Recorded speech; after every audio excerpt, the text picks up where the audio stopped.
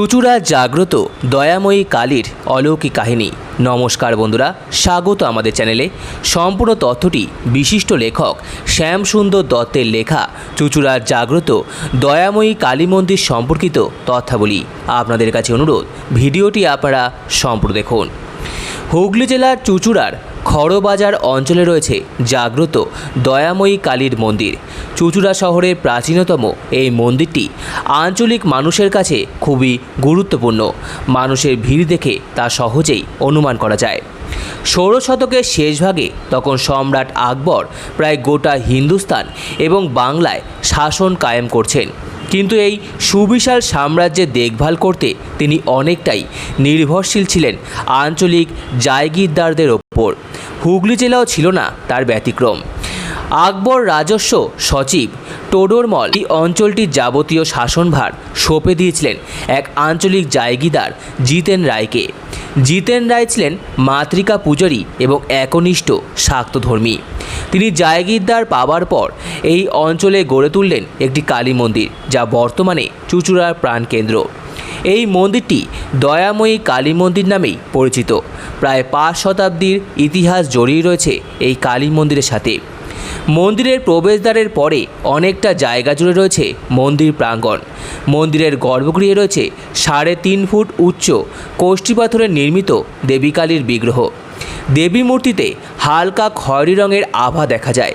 দক্ষিণাকালীর পদতলে শ্বেত পাথরের শবাসনে রয়েছে মহাদেব। দয়াময়ী কালী মায়ের বিগ্রহের মুখে একটু লম্বাটে এবং দেবীর চুল হাঁটু পর্যন্ত ছড়ানো। দেবীর ত্রিনয়ন ও জিভা স্বর্ণমণ্ডিত।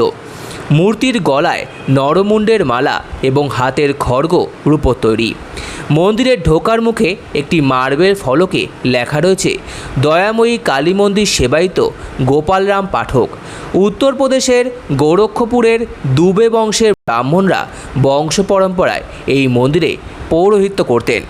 প্রথমে রায়েদের হাতে পৌরোহিত্যের ভার থাকলেও কালক্রমে এই মন্দির রায় পরিবারের হাত থেকে প্রথমে উত্তরপ্রদেশের দুবে পরিবার এবং পরে গোপালরাম পাঠকদের অধীনে চলে আসে। সেই থেকে আজও পাঠক পরিবারের বংশধরেরাই এই পুজো করে আসছেন। দয়াময়ী কালীবাড়ির মূল মন্দিরের পাশে রয়েছে আরও একাধিক মন্দির। মন্দিরের লাল রঙের দরজার পাশে মার্বেল পাথরের মধ্যে খোদাই করে দয়াময়ী কালী মন্দির রাখা রয়েছে।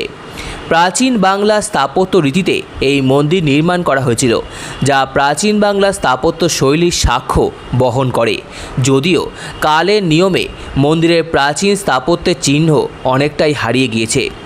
মন্দির প্রাঙ্গণটি অনেকটা আয়তাকার। কালী মন্দিরের মেঝে শ্বেত পাথরে নির্মিত। মন্দিরের গাত্রে লতাপাতা ও লাল ফুল খোদাই করা রয়েছে। অনেকটা জায়গা জুড়ে মন্দির প্রাঙ্গণ। সেখানেই গম্বুজ আকৃতি চূড়া বিশিষ্ট নাট মন্দির বিহীন দেবী মন্দির বাইরে একটি বারান্দা অবস্থিত। এখানে দয়াময়ী রূপে অধিষ্ঠিত কালিকা অত্যন্ত জাগ্রত। দীপান্বিতা অমাবস্যা, কৌশিকী অমাবস্যা, নববর্ষে ভক্তদের ঢল নামে এই মন্দিরে। কথিত রয়েছে আকবরের সেনাপতি মানসিংহ স্বয়ং এই মন্দিরে একসময় উপস্থিত থাকতেন। মন্দির প্রতিষ্ঠার পর রাজস্থান থেকে পুজো নিবেদন করতে এই মন্দিরে আসতেন তিনি। এই মন্দিরে ভোগের চাহিদাও প্রচুর। বহু দূর দূর থেকে ভক্তরা ভোগ সংগ্রহ করতে এই মন্দিরে আসতেন। তাদের দৃঢ় বিশ্বাস, মায়ের ডাকে সাড়া দিয়েই তারা এখানে আসেন। করাল বদনা এই দেবী কালিকা মন্দিরে প্রতিদিন নিত্য পুজো চলে। এছাড়াও কার্তিকী অমাবস্যা এবং মাঘী সপ্তমী তিথিতে বিশেষ পুজোর আয়োজন করা হয়।